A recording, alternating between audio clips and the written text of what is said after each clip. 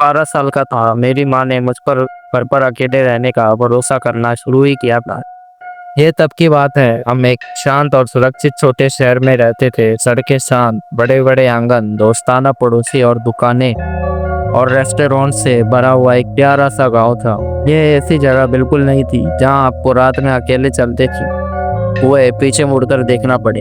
यह बस सुरक्षित महसूस होती थी और शायद यही वजह थी कि मेरे माता पिता ने इतनी कम उम्र में मुझे घर पर अकेला छोड़ दिया। मैं आज भी अपने माता पिता के साथ उसी घर में रहता हूँ। इस रात की मैं बात बता रहा हूँ, वो एक वीकेंड था। मेरे माता पिता मुझे रात भर के लिए घर पर अकेला छोड़ रहे थे। जब हम छोटे थे तो मेरे नाना नानी, मेरी बड़ी बहन और मुझे देखते थे, लेकिन क्योंकि मेरी बहन किसी वजह से घर पर नहीं थी और मैं उस उम्र में अकेला रहने लायक हो गया था, मेरे माता पिता ने मुझे घर पर अकेले भरोसा करने का फैसला किया। मेरे माता पिता ने हमें कम उम्र में ही जन्म दिया था, इसीलिए वे हमेशा से थोड़े ज़्यादा एक्टिव रहे हैं। इस मायने में कि वे अक्सर वीकेंड पर घूमने जाते थे या अपने दोस्तों के साथ बाहर जाते थे।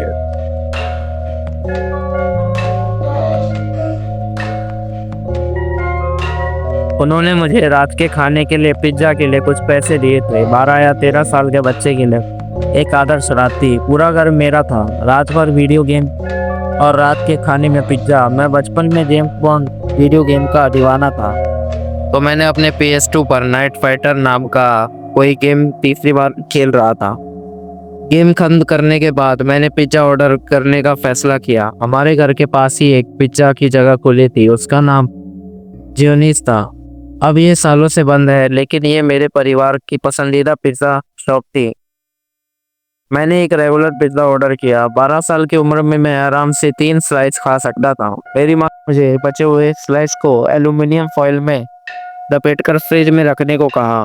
मैंने पिज़्ज़ा का इंतज़ार करते हुए दूसरे वीडियो गेम के लिए डिस्क बदल दी और जब आखिरकार डोरबेल बजी तो मैं अपने माता पिता के छोड़े हुए $20 के साथ जल्द से नीचे गया। मेरी माँ ने मुझे $4 टिप देने को भी कहा था। पिज्जा जगह सिर्फ 3 ब्लॉक दूर थी, तो ईमानदारी से कहूँ तो यह कोई बुरी टिप नहीं थी, खासकर उस समय के हिसाब से। डिलीवरी वाला कोई 30 साल का कुछ लग रहा था, हालांकि वो थोड़ा रफ दिख रहा था। उसकी दाढ़ी बहुत लंबी और गंदी थी, उसने चश्मा भी पहना था और एक काली ट्रक शर्ट पहनी हुई थी। मैंने उसे $20 दिए और स्पेसिफिक चेंज मांगा। जैसे ही उसने मुझे बॉक्स पकड़ाया और चेंज गिना, उसने मेरी तरफ देखा और फिर मेरे पीछे घर के अंदर देखा और कहा, तुम यहाँ अकेले हो? मुझे पता था कि यह एक अजीब और डरावना सवाल था और मेरे माता पिता ने मुझे अजनबियों से सावधान रहना अच्छे से सिखाया था। मैंने कहा, मेरे माता पिता रास्ते में पीछे मुड़कर देखे तो यह एक मूर्खतापूर्ण जवाब था। मैं सिर्फ नहीं भी कह सकता था, लेकिन मुझे पता था कि वो पूछ रहा था क्योंकि सबसे पहले ड्राइववे में कोई कार नहीं थी और ये कि एक बच्चा दरवाजे पर पिज्ज़ा ले रहा था बजाय किसी बड़े के। उसने मुझे चेंज देने के बाद मैंने दरवाज़ा बंद कर दिया। मैंने किचन में अपना पिज़्ज़ा ख़त्म किया, शायद 3 स्लाइस खाए और फिर बाकी के लपेटकर फ्रिज में रख दिए। मैं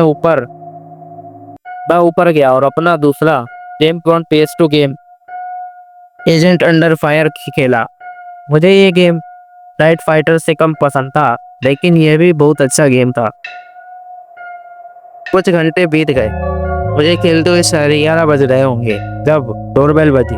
स्वाभाविक रूप से यह सोचकर कि मेरे माता पिता हैं, मैं जल्दी से नीचे दरवाजे पर गया। मैंने दरवाजे से कहा, मॉम, डैड, लेकिन दूसरी तरफ से एक अनजान आवाज ने कहा, हे सुनो, मुझे मदद चाहिए। उन्होंने कहा उन्हें फ़ोन इस्तेमाल करना है। मैंने कहा, कौन है ये? मैंने कहा, कौन हो आप?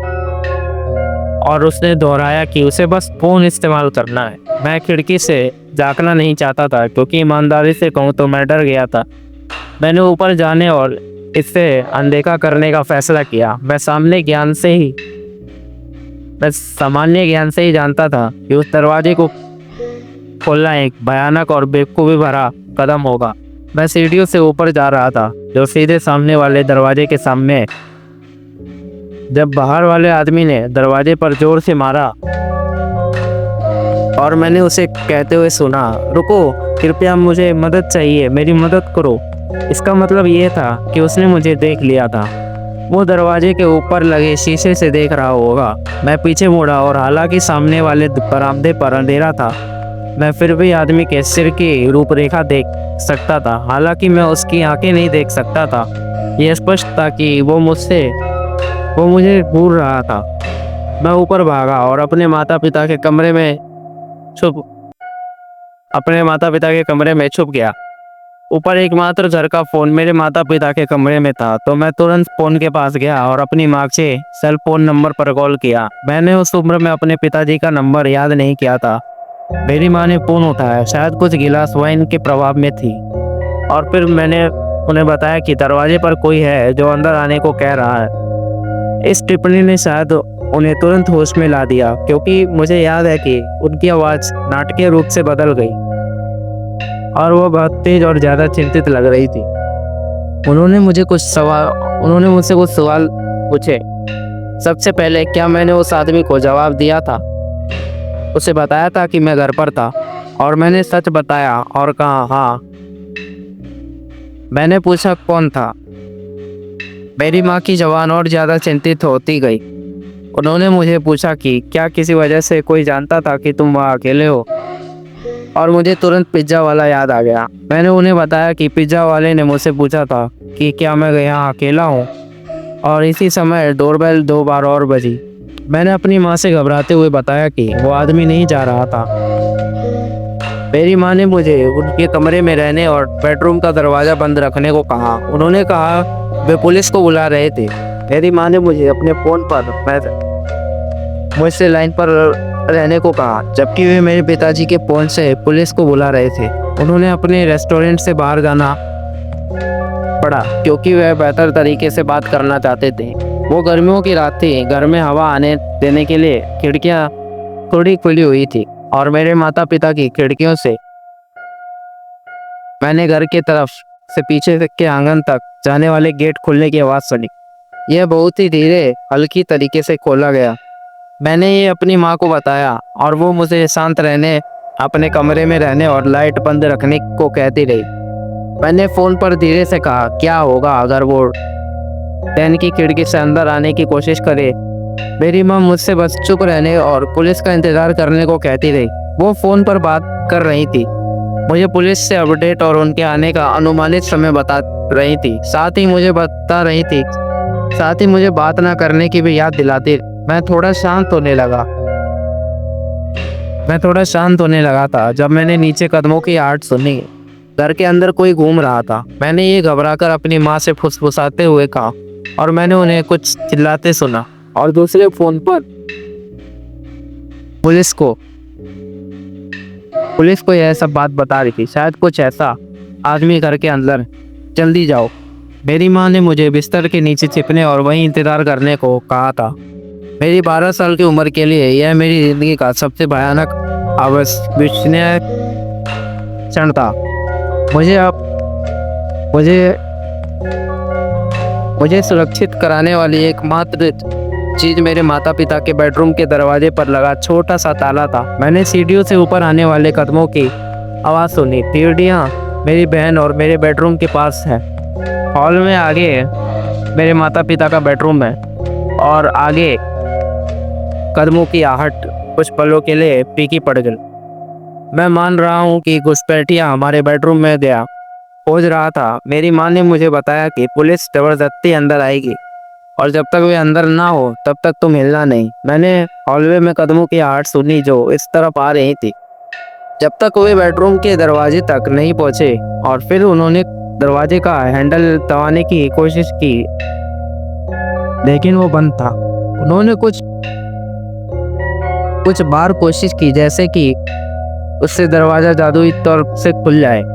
फिर दरवाजे पर हल्की सी दस्तक हुई, लेकिन दूसरी तरफ का व्यक्ति एक शब्द भी नहीं बोला। उन्होंने दरवाजे का हैंडल एक बार और कोशिश की, इससे पहले कि मैंने कदमों की आहट को हॉलवे से वापस नीचे जाते, फिर सीढ़ियों से नीचे, और वे घर के अंदर और गहरे में पीके पड़ गए। मैंने पूरी कोशिश की इस पूरे समय आंसुओं में ना फूटूं।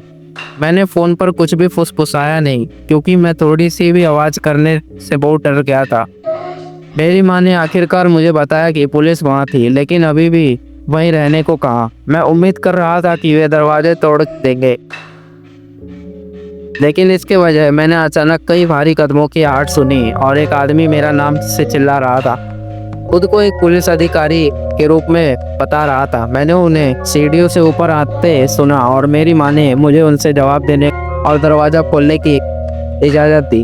जब मैंने दरवाज़ा खोला तो दो अधिकारी ऊपर थे और फिर दो नीचे थे। उन्हें सामने का दरवाज़ा तोड़ने की ज़रूरत नहीं पड़ी क्योंकि पीछे का दरवाज़ा पूरा खुला छोड़ दिया था। पीछे की स्लाइडिंग खिड़की भी पूरी खुली हुई थी, जो स्पष्ट रूप से मूल प्रवेश बिंदु था। मुझे पुलिस से बात करनी पड़ी और उन्हें सब कुछ बताना पड़ा जो मेरे साथ हुआ था, जिसमें मेरे माता पिता के फ़ोन पर सुनते ही पिज्ज़ा वाले पर मेरे शक भी शामिल था।